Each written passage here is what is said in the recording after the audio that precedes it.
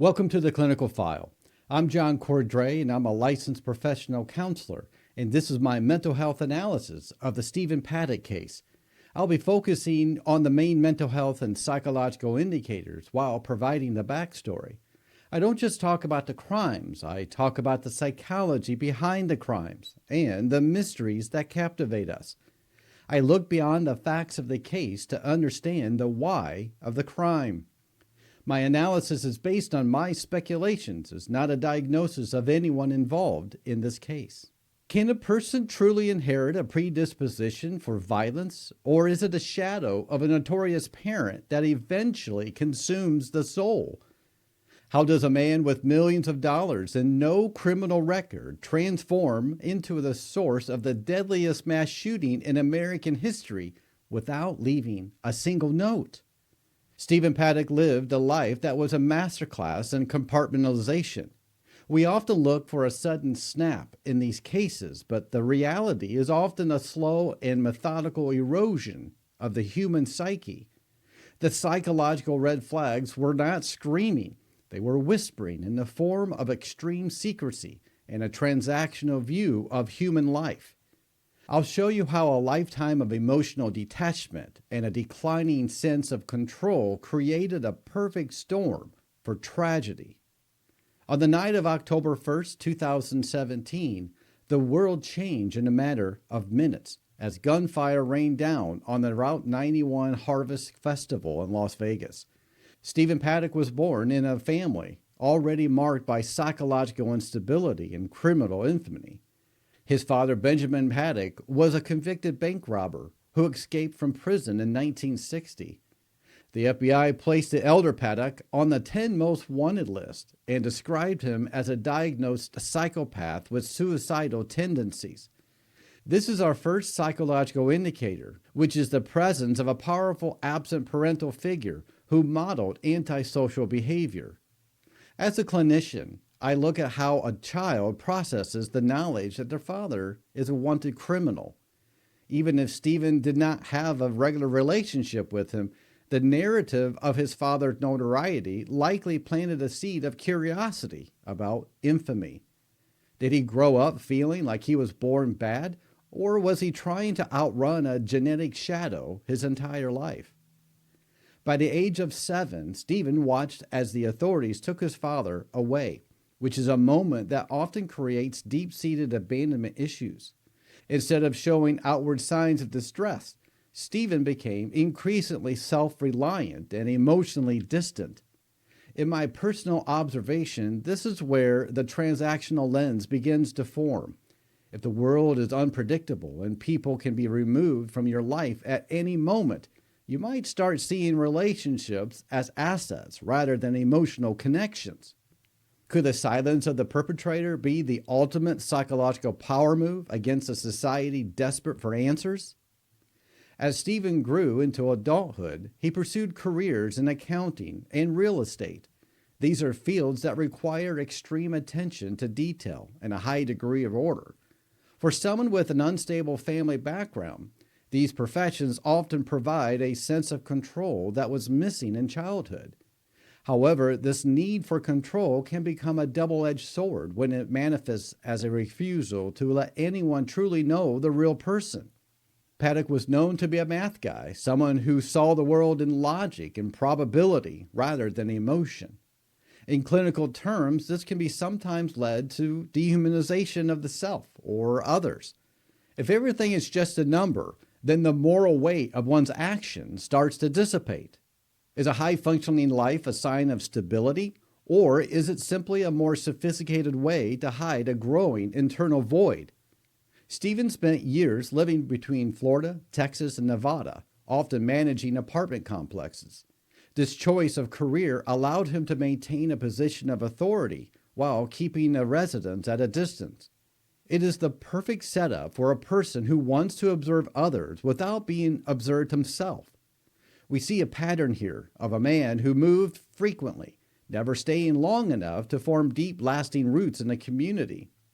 Psychologically, this reflects a lack of attachment security. When you're always on the move, you never have to be vulnerable. Paddock was a high-stakes gambler, specifically focusing on video poker.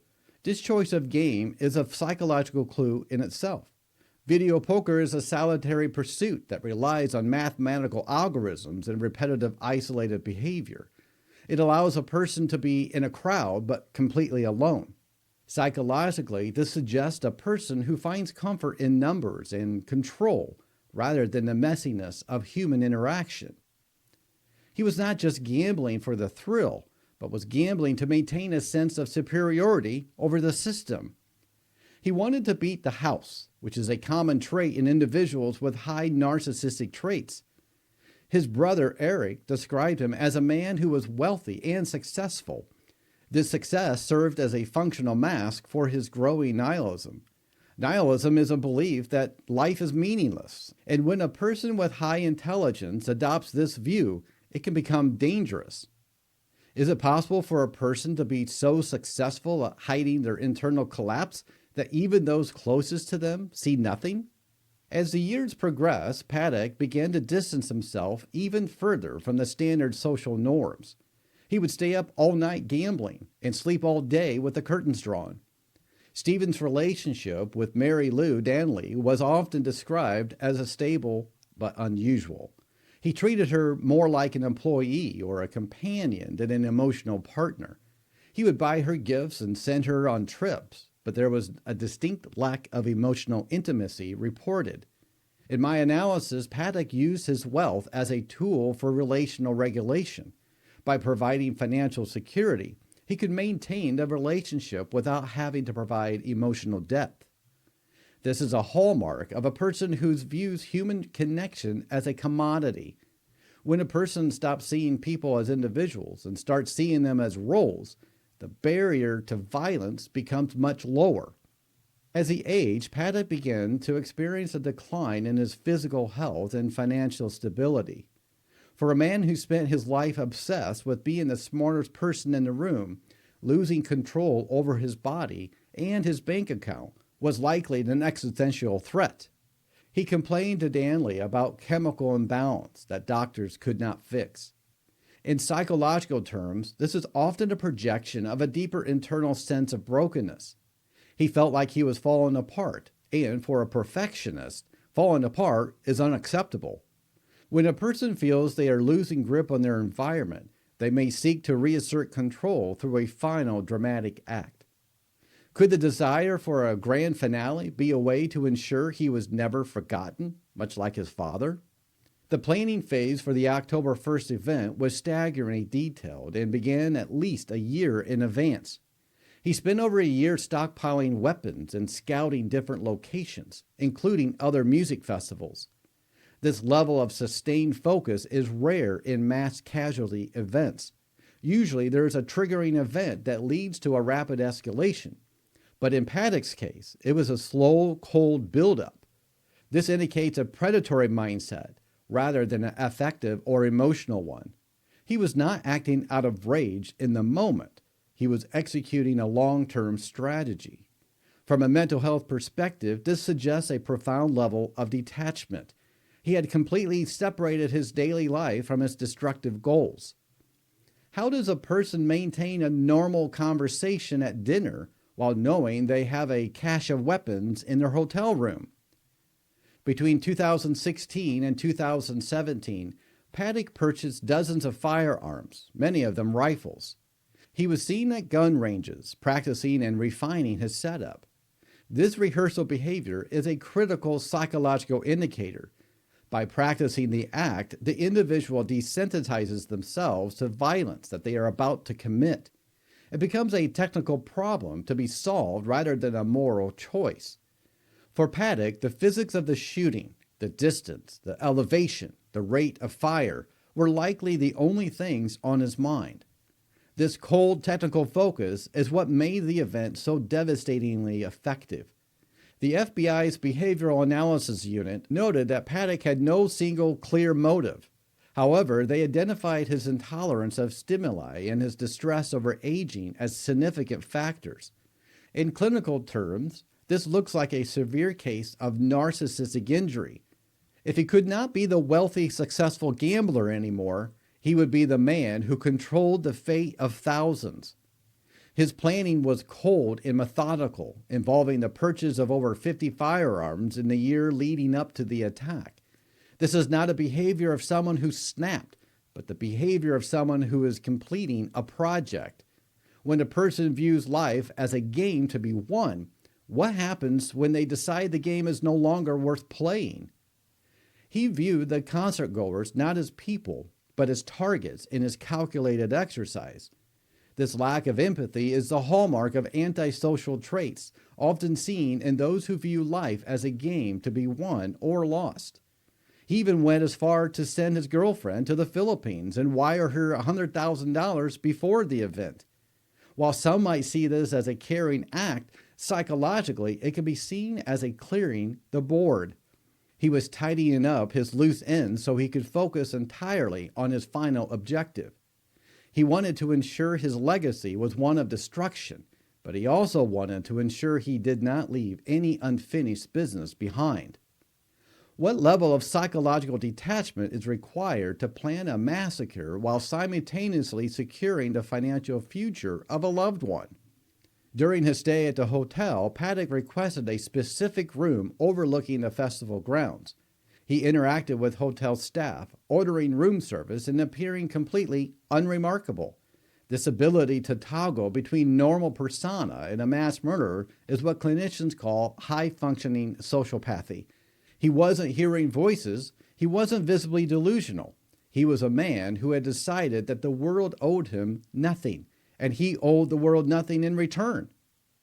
He set up cameras inside and outside his room, a tactical move to maintain the asymmetry of information. In his mind, he was the director of a play, and the police were just characters he was watching from above. He had become a recluse, telling people that the government was controlling the meaning of words. This shift toward paranoid thinking suggests his internal world was collapsing. When a person's internal reality becomes too painful, they often create an external enemy to blame.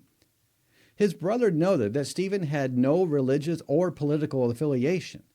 This lack of a cause is what makes the psychology of the mystery so profound.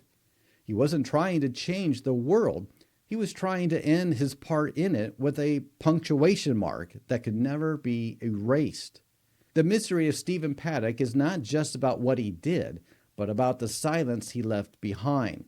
He left no manifesto because in his mind, he achieved the infamy that he likely subconsciously craved since he was a 7-year-old boy watching his father's name on a wanted poster. His life was a series of calculations, and the October 1st shooting was his final horrific equation. In the aftermath, the investigation looked into every corner of his digital and physical life. They found a man who had effectively deleted himself before he ever fired a shot. He had no social media presence, no journals, no close confidants. This level of identity erasure is a conscious psychological choice. It is the ultimate act of control, denying the world the one thing it wants most after a tragedy, an explanation. Paddock knew that by remaining silent, he would haunt the public consciousness far longer than if he had left a reason. As a counselor, I see this as a form of posthumous narcissism. He wanted to be an unsolvable puzzle. As we piece together these clues, we see a man who was never fine, but was simply very good at pretending. The psychological indicators were there, which include the childhood trauma and a transactional view of people. We also see the obsession with control and a descent into nihilism. The absence of a no is perhaps the most significant clue of all. It suggests that he did not care if we understood him, as he only cared that we felt the impact of his existence. By understanding the why, we can better recognize these quiet red flags in the future. We have to look for the patterns of withdrawal, the loss of empathy, and the obsession with control before they manifest into violence. This case reminds us that normalcy is often just a thin veneer. Behind the suits, the real estate deals, and the quiet hotel rooms, there can be a storm that was brewing for decades. Our goal is not just to count the casualties, but to understand the psychological pathways that led to them. Only then can we begin to address the root causes of such senseless acts. This is one of those events that really stick with you. If you watched the news at all, if you were aware back when this happened, it was massively reported, and it created a lot of mass trauma. This is one of those events that will stick out to you probably forever. Those mass events that have just an incredible, scary impact. The people that were there experienced a trauma that will likely stay with them forever. I just hope that they get help. They see a therapist. They work through their PTSD. And for those who were reading about it and learning about it from a distance, that can put a lot of pause and hesitation in ourselves about going to concerts or big gatherings. It just makes you worry that something like this is going to happen. We see it a lot in the news.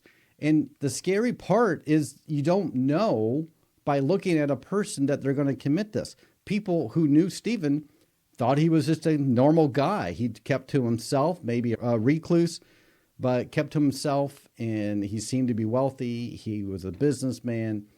So you couldn't tell by looking at him, and that's what makes it so scary. And so we want to be very, very aware of our surroundings wherever we go, whether it's a concert or just to the grocery store. We want to make sure we're aware of our surroundings. So what did you think about this case? Were there any elements that stood out to you? If you want more mental health analysis of true crime stories like this one, be sure to subscribe for more. And if you found this case compelling, be sure to watch this next story. It will make you more aware of your surroundings. Thank you for joining me today. Until next time, stay curious, stay safe.